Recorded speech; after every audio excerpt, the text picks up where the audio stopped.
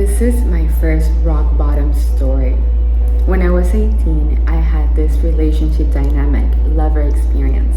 He was a cocaine addict, recovered, and sometimes relapsed, and I was so obsessed with him. My core belief has always been on safety, so I feel that my inner child attracted that situation because I wanted to prove to myself that I was right on being unsafe, on not being protected or grounded.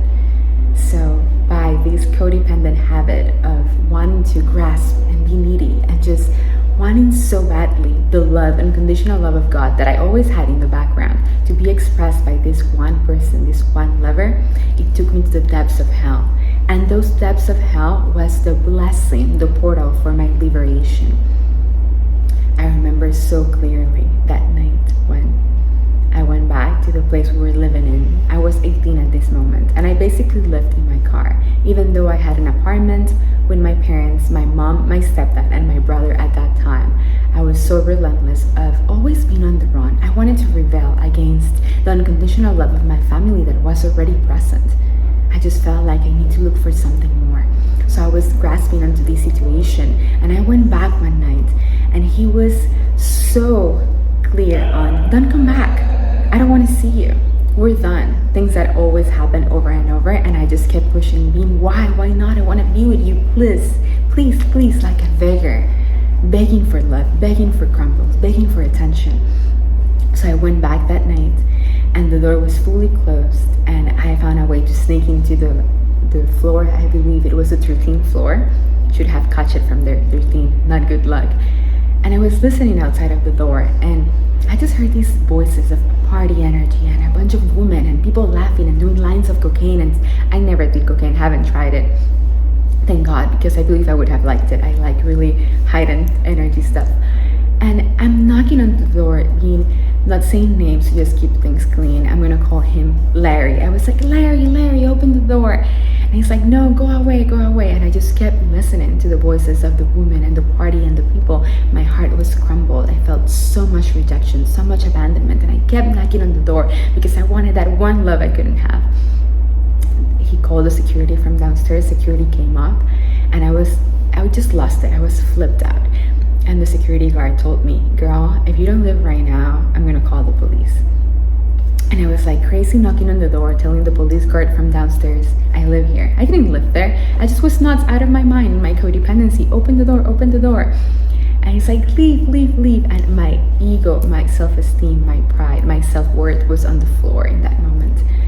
And I just had a moment of clarity. Best day of my life so far. Is it? Yeah. Come on, of course, because it allowed me to be who I am now. And at this moment of clarity, this voice of God talked to me and said, you must leave right now. You don't want to imprint in your soul's memory that the actual police is going to take you out of this space. Just however you're feeling right now, I'm with you, you're loved, we're going to fix this. And we went downstairs. Me and God and the police guard.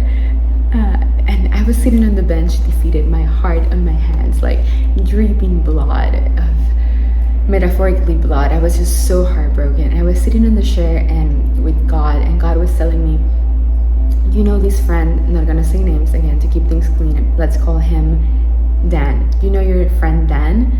He is an alcoholic, and he goes to this 12-step group called AA. And he's like, they can help you. And I was an alcoholic, and clearly my problem was being addicted to love, to codependency, to that one person that rejected me or abandoned me.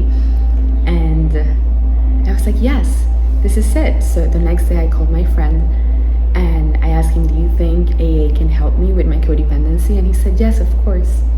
And the next day I interned myself in the 12-step group. I walked into the room, 18 years old, and I was like, I'm defeated. I just can't keep being in these patterns of betraying myself to look for love in all the wrong places. And that's, wow, I'm actually remembering a first rock bottom. This is the second one. Wow. Maybe I'll do a video about that. But this is a memory that I have that represented such a crush moment in my life. I couldn't see doors for 2-3 months. Every time I went to visit friends and they didn't open the door, I had panic attacks.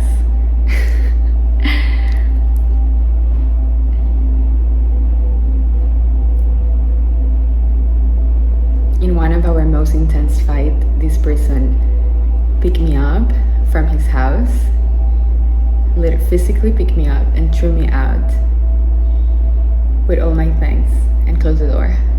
That was also that was before the police situation. Even after that, I came back. Wow. Whew. 18, so I'm 27 now. It's been like 10 years, 9 years. Yeah.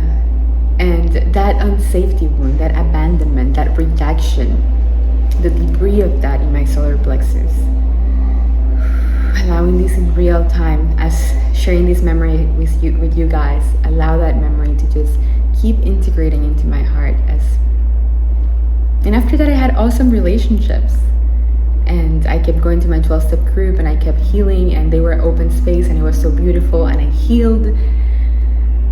And it keeps being an ongoing process, because that's a part of the collective shadow. That's a part of the wounded feminine that in my deepest relationships, it can push those buttons when I'm like, there's no need to control, just surrender. Surrender into knowing that God's love is always there for you, because it was always there. I just had the misperception that it wasn't, so I had to go seek it somewhere else. There's nothing to seek because it's always here. And this video is to remind you that it's always here and it is you.